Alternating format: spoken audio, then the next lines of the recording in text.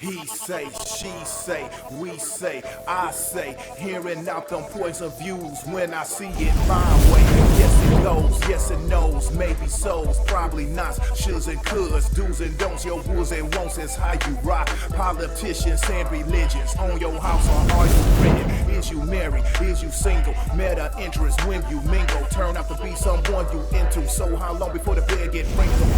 Children when they tripping, is it time out or do you whip them? Opinions and decisions, hunches, intuitions, may or may not get it, cause people's experience different. Check the prejudice at the door, speak your mind, you get the flow, tell the truth if it's sweet or sour, cause the hour we spitting that fire.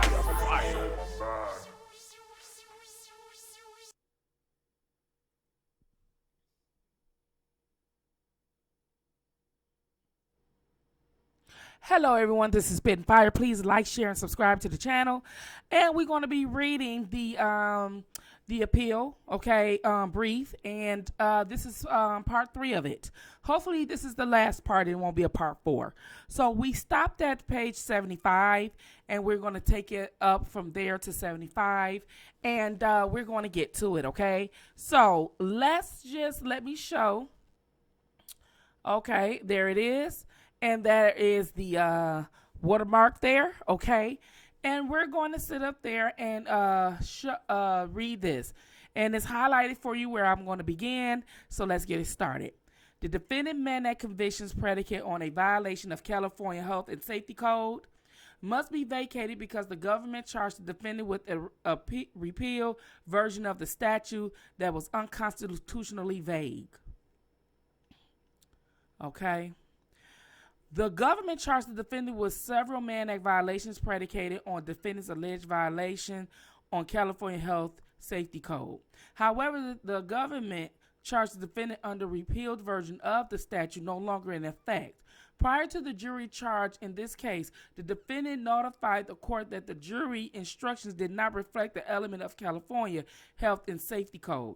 The government acknowledged as much, but argued that it's charged the defendant under the statute that was in effect when 2015, not the current statute.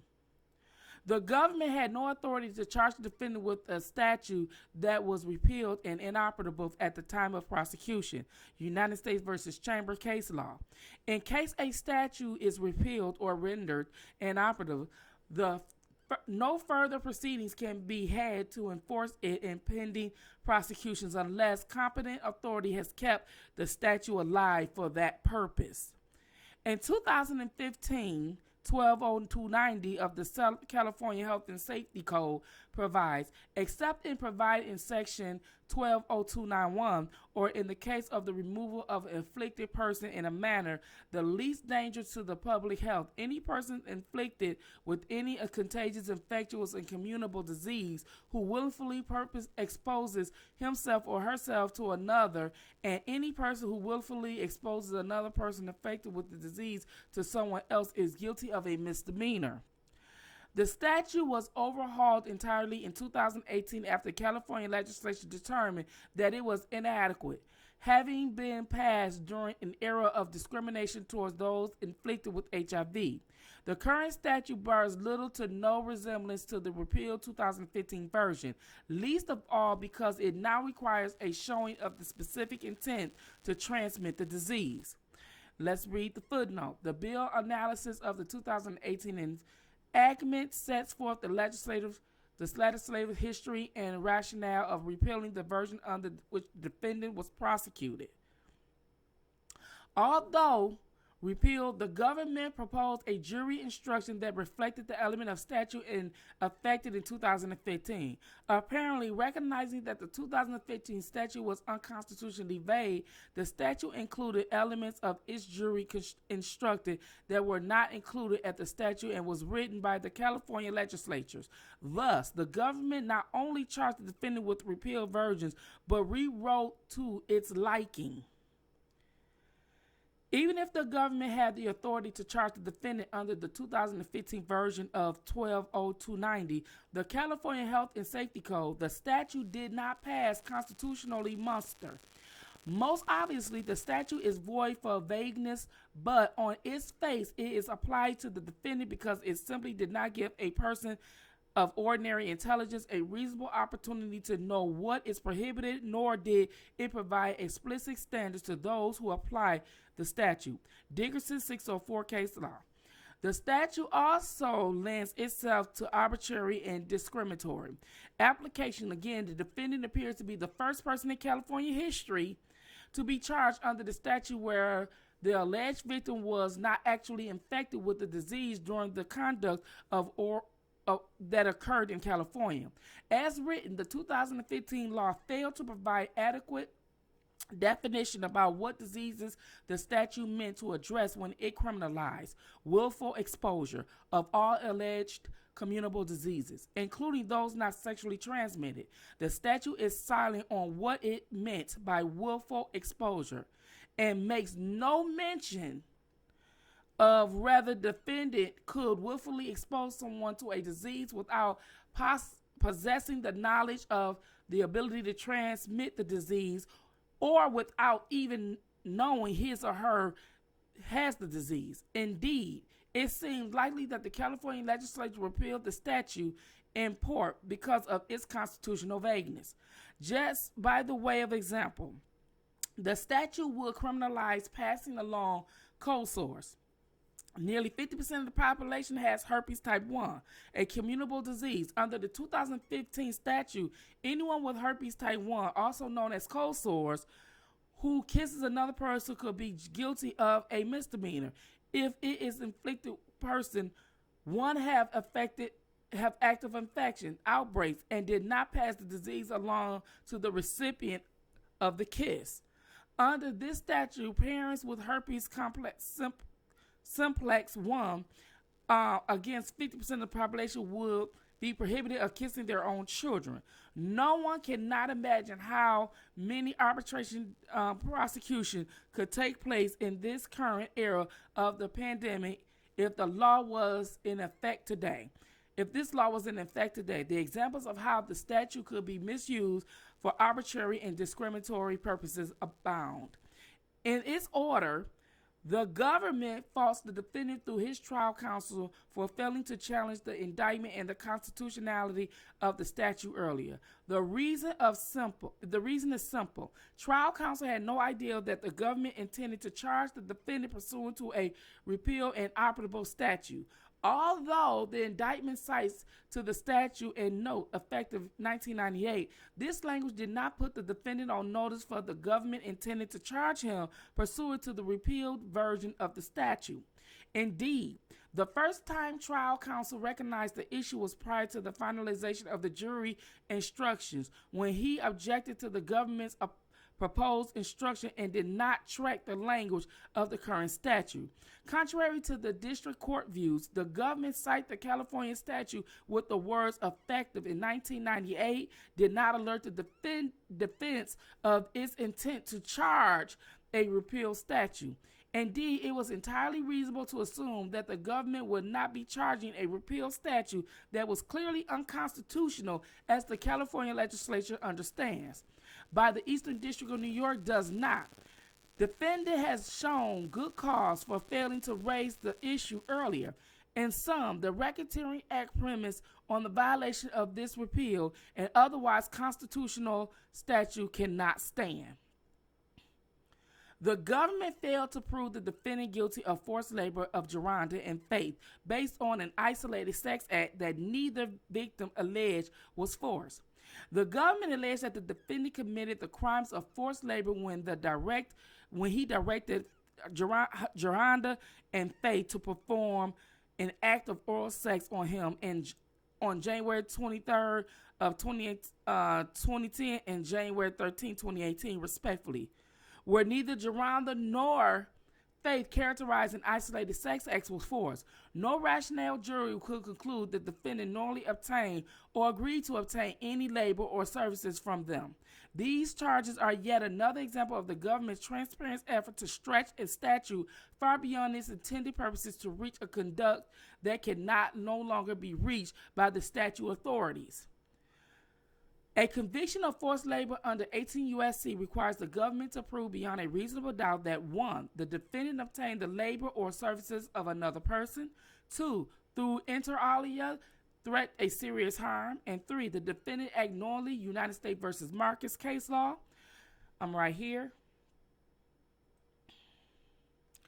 The statute does not define labor or services, but is given its ordinary meaning. Labor meaning the expenditure of physical and mental effort, especially when fatiguing, difficult, and compulsory, while service is defined as performance of work commanded or paid by another. United States versus Marcus. Additionally, the government must establish a causal link between the labor and services provided by a person and the threat of serious harm. Section 1589 in intent to address serious trafficking or cause whether traffickers threaten harm to third person, restrain their victims without physical violence or injury, or threaten dire consequences by means of other overt violence. Case law. The harm of threat of harm considered from the vantage point of a reasonable person in the place of victim must be sufficiently serious to compel that person to remain in her condition to be servitude when she otherwise would have left. The statute was not intended to address isolated acts as assaults that were squarely within the police power of the state. The implication of characterizing this conduct as a violation of forced labor makes it difficult to perceive any limitations of federal power in areas of criminal law enforcement, where states have historically been sovereign. According to the government, on January 2010, the defendant violated the forced labor statute by using threats of violence to obtain labor, an act of oral sex from Geronda. Attempting the government evidence at its best light, Geronda describes an isolated incident in which the defendant assaulted her because she was angry she disrespected him. Geronda testified that after the assault, she sat down with the defendant in the VIP room and he instructed her to perform oral sex on him. Geronda complied. Geronda did not testify that the defendant threatened her, forced her, or even demanded that she gave him oral sex. Geronda did not claim that she feared the defendant would assault her if she declined the request. Geronda did not even testify that she did not want to provide the defendant oral sex. After the incident, Geronda left the defendant's home of her own free will. Accepting Geronda's account as true, it simply does not establish an act of forced labor. An isolated act of oral sex does not qualify as labor or services, where there is no commercial aspect to the incident and the victims never testified they expected any type of benefit for the act. Moreover, the record does not show that Geronda gave oral sex to the defendant out of fear or threat of violence, notwithstanding the prior assaultive behavior. It would not have taken much for Geronda to make a causal link between the act of oral sex and her fear of physical assault by the defendant. But she simply did not. The jury was not free to jump to such conclusion in the absence of Geronda's testimony, particularly where their event was an isolated one. Right here. Similarly, no rational jury could conclude based on the evidence conducted at trial that the defendant knowingly obtained or agreed to obtain any labor or services from Faith on January 13, 2018, who testified that she traveled to Los Angeles to see the defendant with whom she had having a romantic relationship. She describes an incident where she had the defendant were in a small room in the studio. Faith claimed there was a gun in the room and that made her intimidated, but conceded that the defendant never threatened her with it or made any suggestion he intended to use it. Faith was simply uncomfortable by its presence. After the intense conversation during which Faith described the defendant as being serious but not threatening, the defendant directed her to give him oral sex and grabbed her neck. Before placing his penis inside her mouth without objection, Faith provided oral sex to the defendant, although she testified she didn't want to. Faith herself refuses to identify as someone who was forced to do anything. On cross-examination, Faith admitted she was not a victim and she made a choice to be with the defendant. Q is the question, A is her answer. Let's read Q. In one of the podcasts we spoke about this morning, the paper route, on the show, you said during the interview, I don't like the word victim because I don't feel like I'm a victim. I'm a young woman. And let's be clear. Let me be clear. I made a choice to be involved with that person.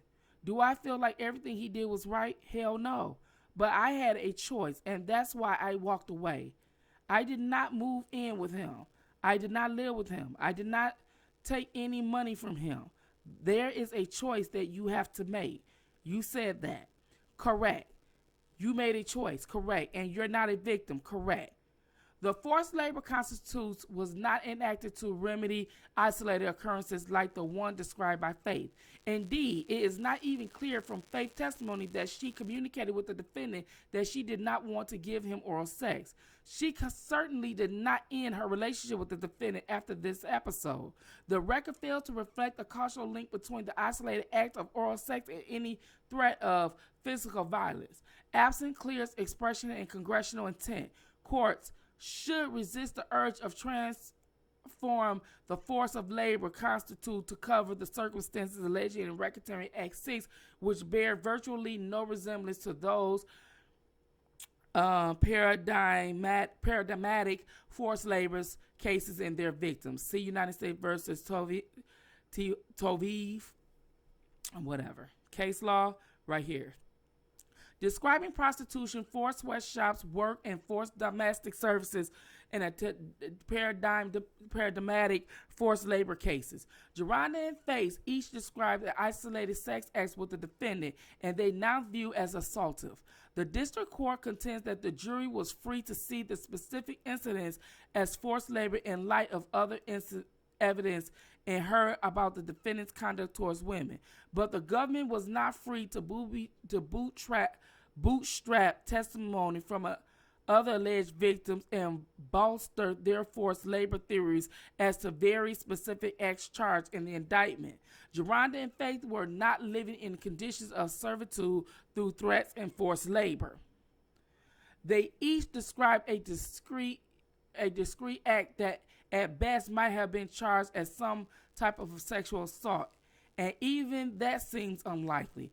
To construe these events as acts of forced labor would render the purpose of statute meaningless and afford the federal government free rein to charge any sex acts accompanied by harsh or unkind words as forced labor. The defendant was denied a fair and impartial jury, where several of the seated juries admitted they had prejudged the defendant's guilt. At trial, counsel provides ineffective assistance of counsel when he failed to move and disqualify plainly unqualified jurors. Okay, take a nap break. Okay. As a result, the United States Supreme Court Justice Black stated in N. Re. Michael 2326, United States case law, it is difficult to conceive of more effective obstruction of judicial process than a juror who has prejudged the case. That is because due process means a jury capable of willing to decide a case solely on the evidence before it at trial court. Never watch or prevent presidential occurrences and determine the effect of such occurrences when they happen. Smith versus Phillips and Irwin versus Dow. The United States Supreme Court observed the right to a jury trial, guarantees the criminal accused a fair trial by a panel of impartial and indifferent jurors. This is true regardless of the heinous of the crime charge. The apparent guilt of the offender of the station in life which he occurred. A juror who has formed an opinion cannot be impartial. Internal citation omitted. In this case, the record shows that at a minimum, 4 of the seated jurors, 3, 4, 5, and 12, were not qualified to serve. There were several other seated jurors who likely should have been struck for cause. But trial counsel failed to conduct any meaningful voir dire of these jurors to determine whether they could put aside their expressed biases and prejudices.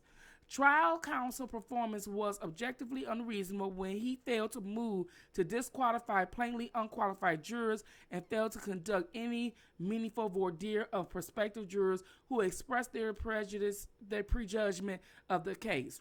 The defendant was prejudiced by his own substandard performance when it results in the seating of at least 4 seated jurors who were actually biased and cannot act with impartiality. Strickland versus Washington, see United States versus Torres, case law.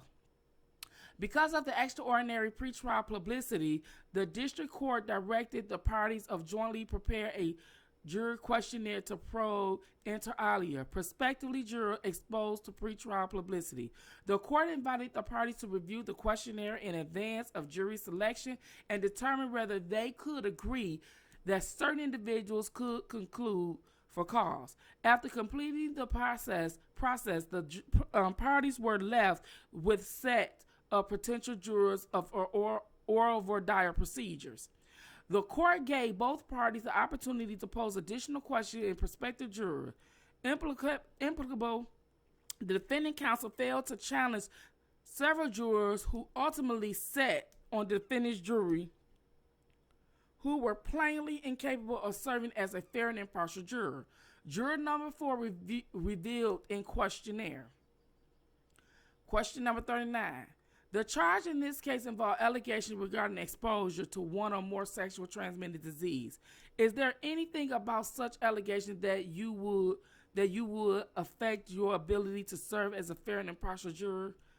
Answer: yes. I find STDs is a non-consensual act to be particularly repulsive.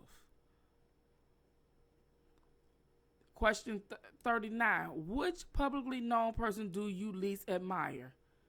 Answer: Jeffrey Epstein. The court generally asked the court whether anything he or her read would affect his or her ability to be fair and impartial in this case, and the jury replied, not that I know of. However, the defense counsel failed to ask the court to question the juror whether his or her feeling was repulsive about the transmission of STDs in non-consensual scenario would interfere with his and her ability to serve as a fair and impartial juror. The juror who expressly admitted that his and her feelings about the non-consensual transmitted STDs will affect his ability to be fair and impartial should have been struck for cause out of the gate. Implacably, the juror was not challenged or even questioned about this repulsion for the precise act on which the defendant was charged. At the same this same jury, Jeffrey Epstein was accused pedophile as the person he least admired is yet fourth support of juror number 4, who was a juror who could serve with impartiality. Juror number 5 disclosed the following of his or her questionnaire. How have you watched or heard any interviews about R. Kelly on any TV shows featuring him on any special and docuseries about him? Yes. What were your impressions? He loves underage girls. What about, have you seen or heard, do you have general impressions of the defendant? Somewhat negative. Why do you feel that way? The allegation that related him sleeping with underage girls, minors. Although the court asked the prospective jurors general questions about ability to put aside other things she might have heard, when asked if she could be fair, the jury indicated that she would give it a shot. The court reminded the jury that she had to be certain and that would consider only evidence offered at trial, and the jury rebuttably acquiesced. I don't know that word, sorry. Even the district court impressed concerns about juror number 5, the ability to serve. Observing, so I don't know about you, but when someone say they think they can do something in this context, I don't think that's an unqualified assurance. And I don't know what the party's position is on that. I think I pushed her pretty hard on it, and we still ended up. I think so. Let me hear from the government. if you have a position on that. And not surprising, the government was confident that the juror could be fair. The court still expressed doubts and inexplicably trial counsel agreed with the government and the juror was seated. Trial counsel performance was objectively unreasonable where he agreed to be seated for juror number 5, who was not only watched survivor R. Kelly but concluded that the defendant loves underage girls. This can be no trial strategy for failing to exercise the juror for the cause. Had trial counsel challenged his juror, the court would have undeniably struck her for cause. Trial counsel not only failed to move to disqualify the juror, he did not even ask the court to probe more deeply into the statement of the questionnaire that the defendant loved underage girls and the statement that he had negative feelings about the defendant because of the allegation he engaged with minors. Juror number 3 provided the following information in the questionnaire. The case in which you are summoned involved the defendant Robert Sylvester Kelly, known as R. Kelly. Have you read, seen, or heard anything about the case, alleged crimes, or people involved? I watched the documentary, but I forgot the name of it. Have you read, seen, or heard anything about R. Kelly, also known as R. Kelly? Yes, entertainment. I heard that he is sleeping with underage girls. Have you watched and heard the interview of Robert Kelly on TV shows featuring him and any special and documentary about him? Yes. What are your general impressions? I saw the documentary about him and his legal troubles. I don't know the full story, so I have no feelings and remain impartial. The trial counsel did not ask the court to question the juror further about this response to the question or to determine whether the jury could truly serve as an impartial or unbiased juror in light of having watched the salacious and highly presidential docuseries. Not a single question was asked of the juror about his impressions of the documentary, nor did counsel ask the court to inquire about what information he learned about the defendant's prior legal issues and his reputation for sleeping with underage girls. Number 12. Offered several alarming answers in response to the questionnaire and justified disqualification. Question number 29. Have you read, seen, or heard anything about the case, alleged crimes, or people involved? Answer, yes. Describe the detail of what you recall reading, seeing, or hearing about, etc. Sex with minors, specific details not come to mind. Parodies of TV regarding details of defendant's personal life. SNL Dave Chappelle was in jail prior then released. From what you have seen, read, and heard, do you have a general impression of the defendant? Somewhat negative. Why? I really never cared one way or the other regarding the defendant. Somewhat negative impression is an emotional one impacted by the nature of charges against them. The juror was asked about his or her ability to be fair, and the court obtained assurance that the juror that his or her could.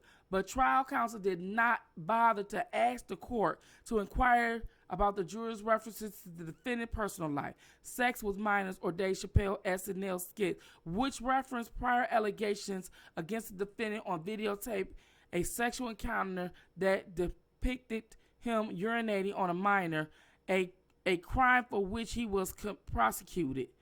It is beyond comprehension that counsel could have moved to strike this juror who had seen damning pretrial publicity, knew or thought. The defendant had already been in jail for these offenses and felt emotional by nature of the charges against him. The record revealed that these jurors, 3, 4, 5, and 12, were not capable of deciding the case solely on the evidence because it acted with impartiality. Because these 4 jurors, at least 4 other jurors likely were incapable of acting and indifferent, fair and impartial triers of the act. However, defense counsel did virtually nothing to probe the attitude of these prospective jurors. Number 7, 8, and 9, and 11 all revealed they had heard about the case and the alleged crimes and expressed knowledge of the defendant's prior issues with the law. Without exception, trial counsel failed to probe the prospective jurors had heard or conducted a meaningful inquiry into whether they could be given what they have heard or seen. An attorney cannot make an intelligent decision about whether to challenge a potential juror for cause or whether to exercise the defendant preemptory challenges without properly questioning potential jurors to learn a potential biases.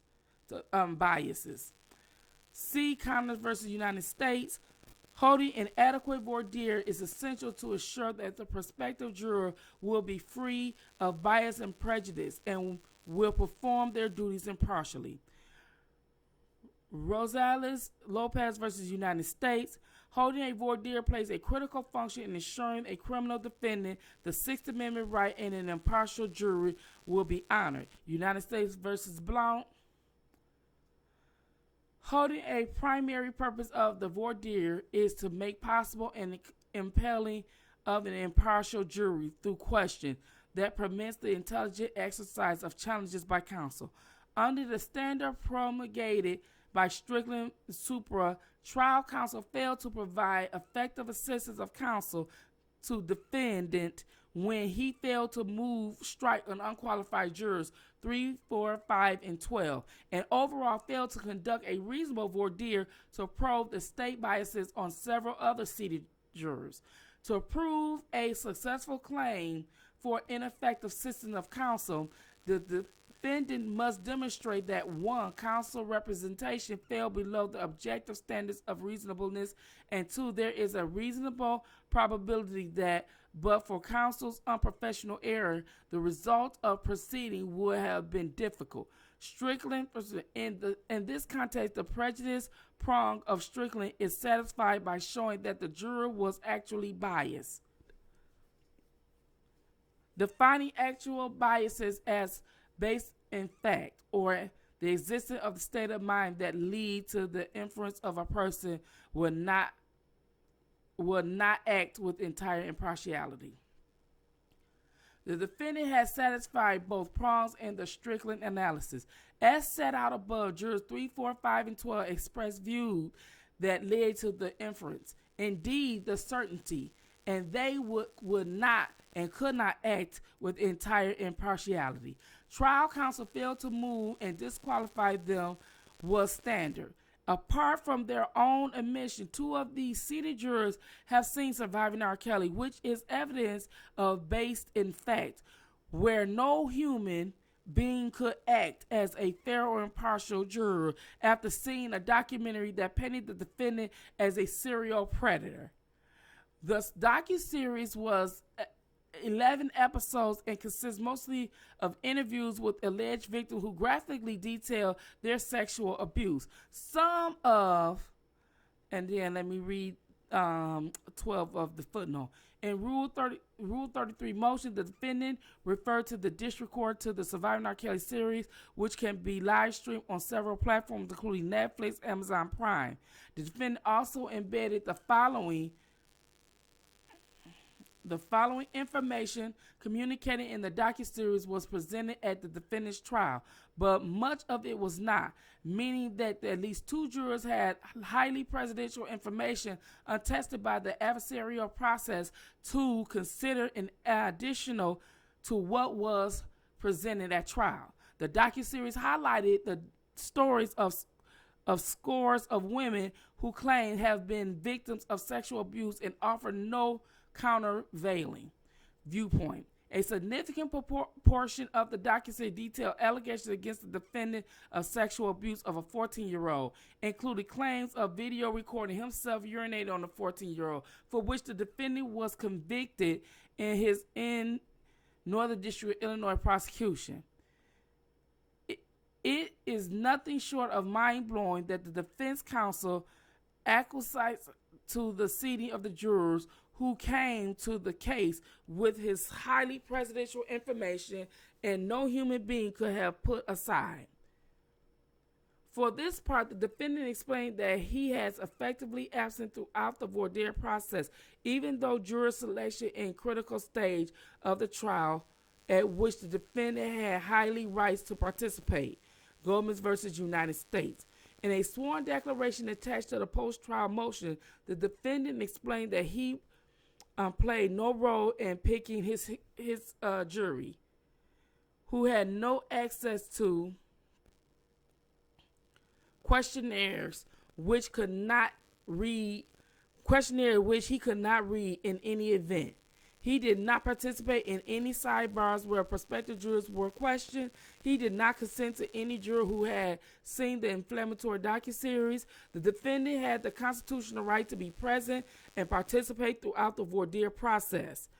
His declaration demonstrates that he was a spectator as his attorney picked a jury without his input, including individuals that should have been struck for cause. Because the defendant jury was comprised in several jurors and could have not discharged their constitutional duties to be fair and impartial, the defendant did not have a chance at defending against the charges. The defendant was denied his constitutional guarantee of a fair and impartial jury and his Sixth Amendment guarantee of effective assistance of counsel when the attorney failed to move to strike jurors number 3, 4, 5, and 12 and otherwise conduct any meaningful voir dire of the remaining jurors. Okay. Defendant was denied a fair trial when the government swamped the jury with excessive bad acts evidence, including testimony of 7 additional witnesses who detailed the defendant's unusual and graphic sexual activities. His history of transmitting herpes to his sex partners, his abusive conduct towards his girlfriends, and even studio and video recording of his conduct with women and men, some of whom never testified. Okay.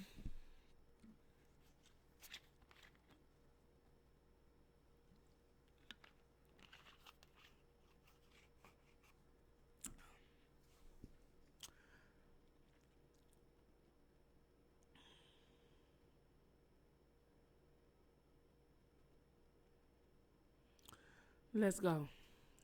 Let's get it going. We don't have that long to go. With virtually no limitation, the district court permitted the prosecution to inundated the jury with excessive bad act evidence, mostly under the theory that the evidence was relevant to the means of methods of the enterprise. The means of method justification for the introduction of copious amount of bad act evidence and gravely flawed because the government's theory of the enterprise is flawed, where the enterprise consists of nothing more than the purported sexual misbehavior of the defendant, unconnected with his activities of a discrete enterprise. The mean and method of an enterprise cannot justify admission of copious amounts of bad act evidence. As argued super, the government failed to prove a RICO enterprise. No matter how much repellent evidence, a sexual indiscretions, or abusive behavior the government accumulated against the defendant, the act remains that it was the defendant and the defendant alone who engaged in those affairs, wholly disconnecting to the affairs in a distinct enterprise. Unwitting assistance of underlining who carries bags, pick up the defendant's prescription, and drove the defendant female guest from a location to another is not proof of an enterprise. By characterizing the defendant's purported decade-long history and abusive conduct towards women as an enterprise, the government not only avoids statute limitations, but was free to introduce any kind of abusive act of a sexual and non-sexual nature. The evidence of the enterprise I'm sorry, y'all. Hold on.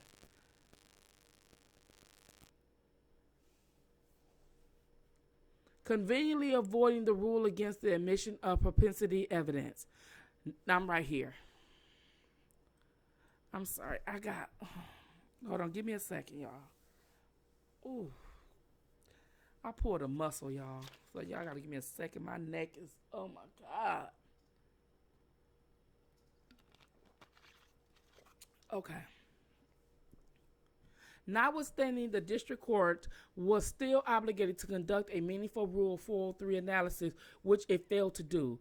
Rule 403 authorized the conclusion of relevant evidence when it probative value a substantial outweighs by the danger of unfair prejudice, confusion of the issue, or misleading the jury, or by concentrating of undue delay, waste of time, and needless presentation of cumulative evidence. The United States Supreme Court held in Old Chief that unfair prejudice as to a criminal defense speaks to the capacity of some concededly relevant evidence to lure the fact finding into declaring guilt on the grounds of different and proofs specific to the offenses of charge.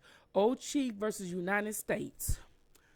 The committee notes to Rule 403 explains unfair prejudice within the context means an undue tendency to suggest decisions on an improper basis, commonly not necessarily emotional,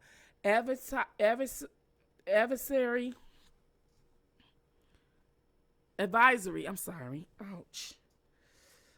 Advisory committee noted the federal rule evidence 403 as Old Chief observed. Court that followed the common law tradition almost ununanimously have come to a disallow resort by the prosecution to any kind of evidence of the defendant evil characters to establish a probability of his guilt.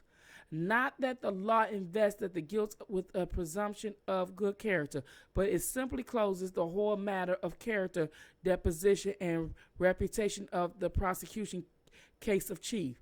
The state may not show the defendant prior trouble with the law, specific crime act, or illegal name amongst his neighbors, even though such facts might logically be persuasive that he is by propensity the probable perpetrator in the crime. The inquiry is not rejected, the cause character is irrelevant, and on the contrary, it is said to weigh too much crime with the jury, and so over persuade them with the prejudge one with bad general records and deny him a fair opportunity to defend against a particular charge.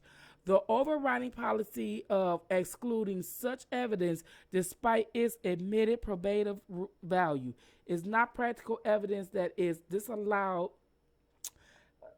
Practical evidence that is disallowed tends to prevent confusion and issue, unfair surprise, and undue prejudice. Michelson versus United States.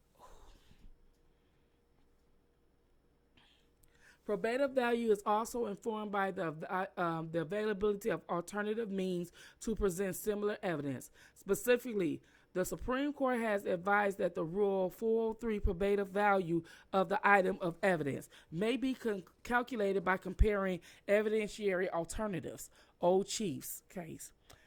The district court is afforded wide discretion to exclude evidence that is on balance, unduly prejudicial. Tavares case law. So as long as the district court has consciously balanced the pre-offer evidence probative value with the risk of prejudice, its conclusion will be disturbed only if it is arbitrarily or irrational.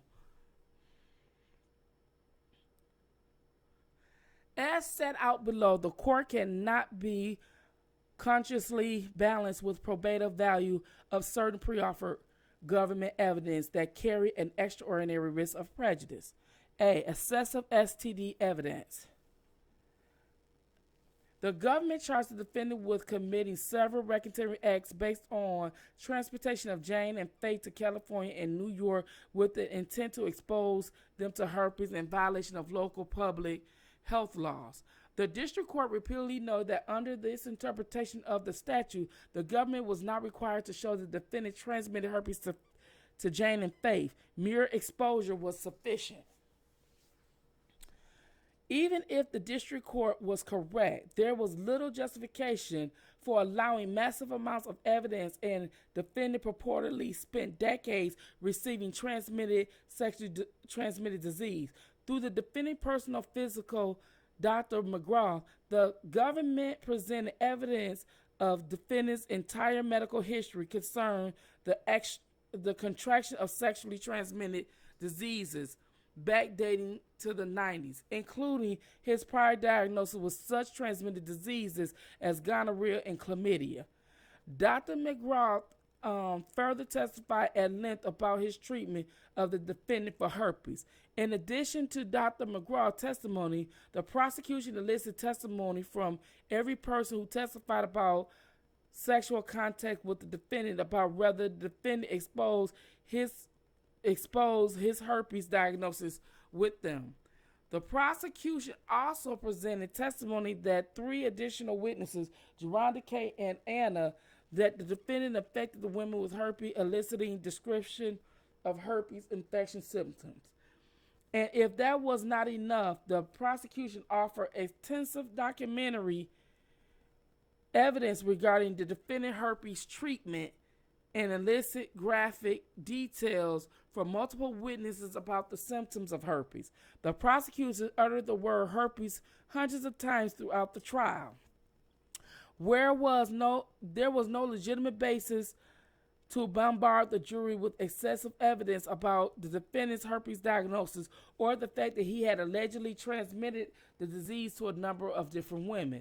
The only issue in this dispute related to the defendant's herpes diagnosis was whether he had herpes in 2005 and 2008 when he had sexual relations with Jane and Faith, whether he knew he had herpes, and three, whether he disclosed it to the women before they had intercourse. Dr. McGraw testified unequivocally that as of 2015, the defendant was diagnosed with herpes and was being treated for herpes. Both women testified they had unprotected sex with the defendant, and the defendant did not disclose that he suffered from herpes. This evidence was unrefuted. According to the additional evidence related to the defendant's herpes diagnosis was transmission of herpes to other women was unnecessary, cumulative, and unduly prejudicial. B. Evidence concerning sexual relation with Aaliyah. Prosecution charged the defendant with one racketeering act of bribery for the sole purpose of getting evidence before the jury about his marriage and relationship with Aaliyah. Although the defense counsel objected, the court permitted the prosecution to evidence testimony from Angela, Jane Doe number 5, and she allegedly observed sexual interaction between the defendant and Aaliyah in 1992 on the defendant's tour bus. This court erred by allowing this highly prejudicial testimony into evidence after initially denying the government's request. Angela's testimony, I think, was just Javante Cunningham. Angela's testimony was not relevant under the means and method theory, since it purportedly occurred pre-enterprise, which is district court conceded in its order. Instead, the district court defended the ruling on the grounds that the evidence was necessary to show the defendant's motive for bribery. Particularly since the defendant would not confess to having sex with Aaliyah, whether the defendant had a motive for committing bribery did not justify putting this inflammatory evidence before the jury. Evidence in the government believed that it needed to present some evidence of motive, and did through the testimony of Demetrius Smith.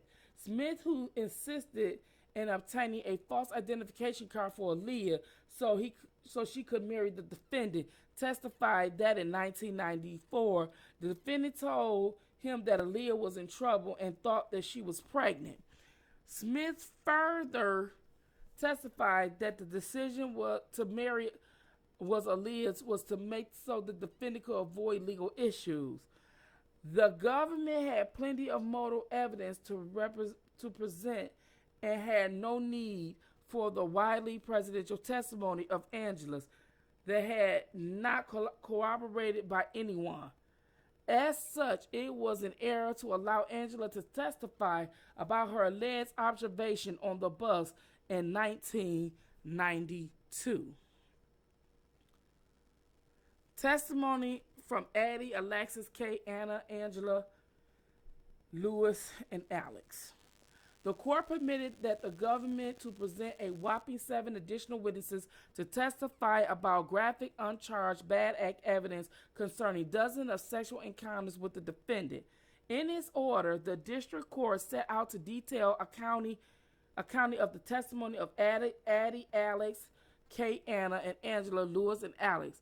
Apart from Angela's testimony, which concerns sexual conduct pre-enterprise, the prosecution defended the introduction to this evidence under the catch-all means and methods of the enterprise theory.